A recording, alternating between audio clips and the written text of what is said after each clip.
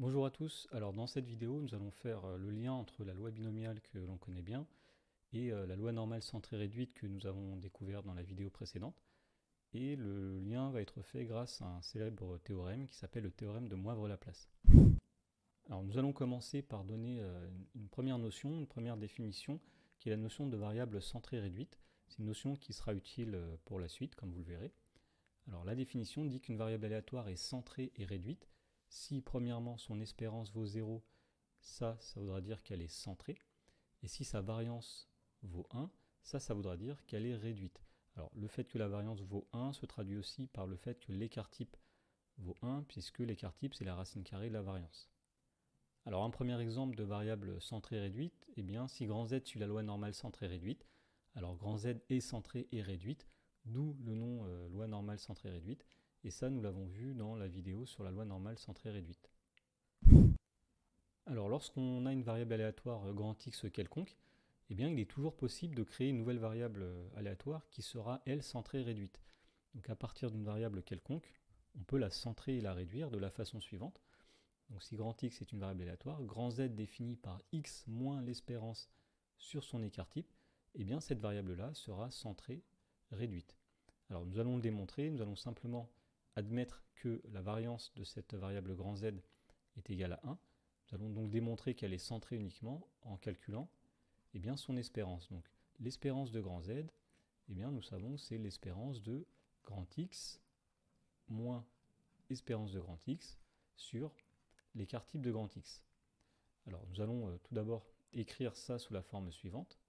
Donc on va casser la fraction, donc c'est 1 sur l'écart type de grand X fois grand X moins l'espérance de grand X sur l'écart type de grand X. Et à partir de là, nous allons utiliser une propriété de l'espérance qui dit que l'espérance de AX plus B, où A et B sont des constantes, et bien cette espérance, c'est A fois l'espérance de X plus B. C'est une espèce de propriété de linéarité de l'espérance, puisque de toute façon, une espérance, dans le cadre des lois à densité, est définie comme une intégrale. Donc si on revient ici au calcul, nous pouvons dire que alors le petit a, c'est 1 sur sigma de grand X, donc c'est 1 sur sigma de grand X, E de grand X, moins, donc le B c'est moins E de grand X sur sigma de grand X, donc E de grand X sur sigma de grand X. Et donc nous voyons qu'ici nous avons effectivement E de grand X sur sigma de grand X moins E de grand X sur sigma de grand X, ce qui vaut 0. Et donc la variable grand Z, effectivement, est centrée.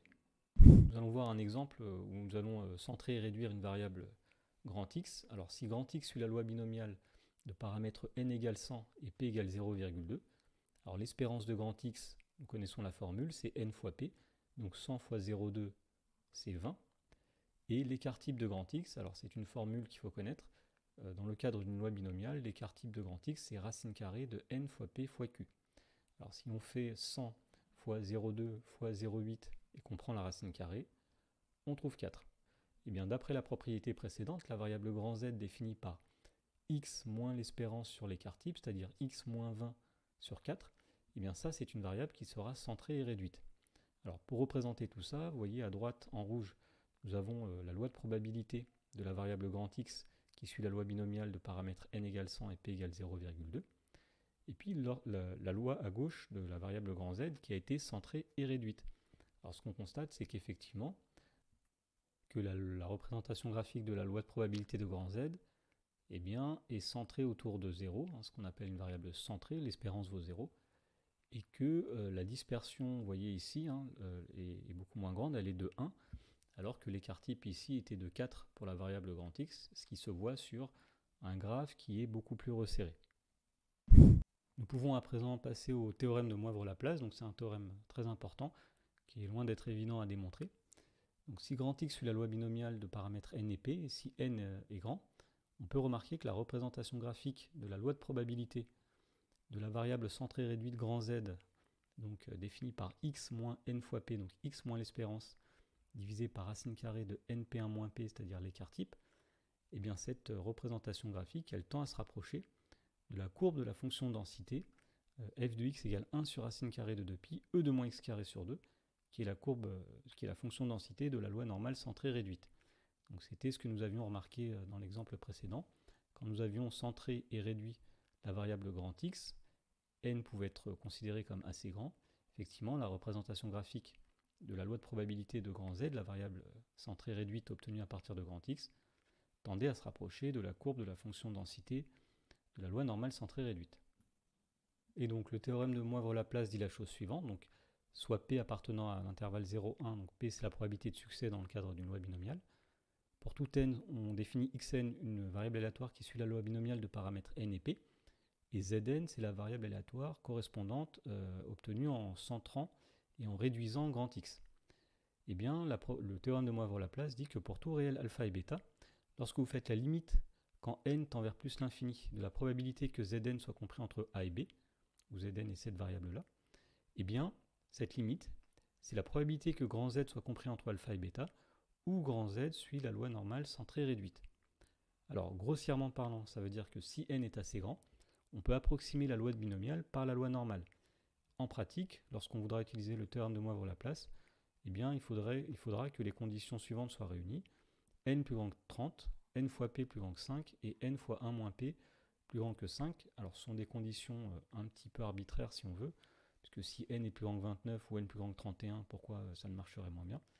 Mais en tout cas, voilà, on essaiera de vérifier que ces conditions-là sont vérifiées.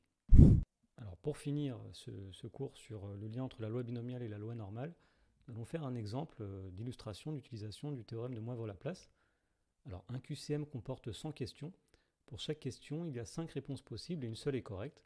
Donc, un élève décide de répondre au hasard à ce questionnaire.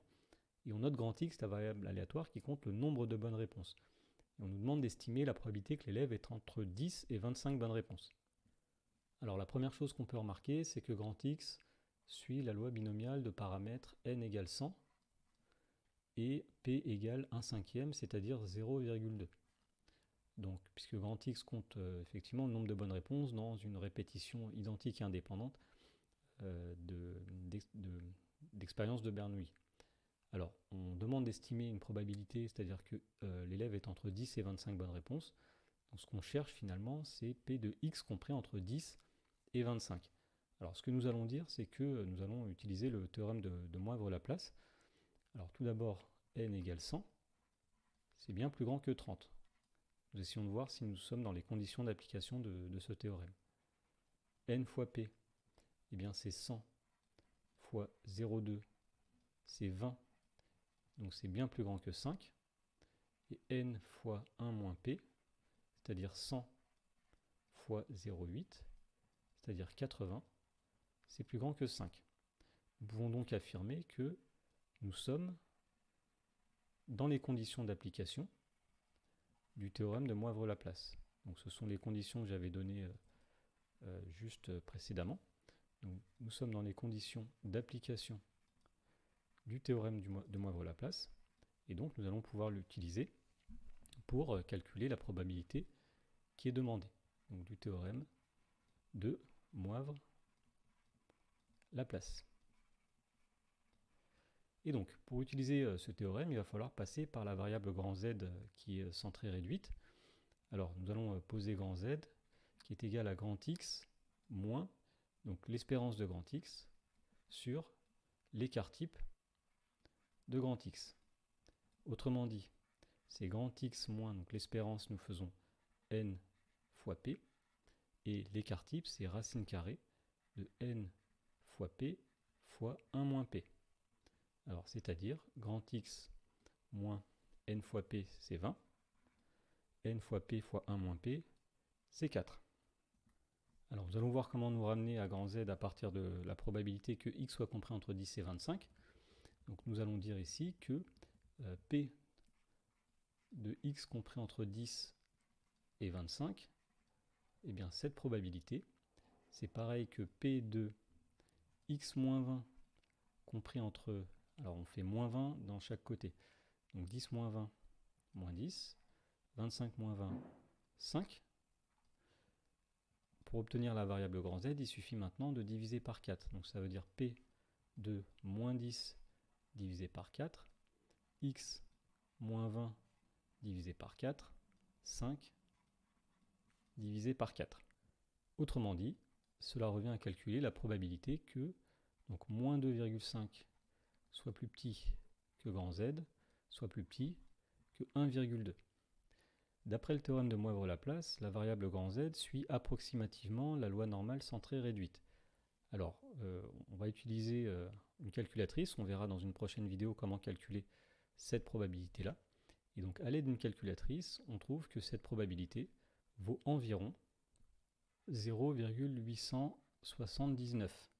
Autrement dit, il y a 87% de chances qu'en répondant au hasard, le nombre de bonnes réponses soit compris entre 10 et 25.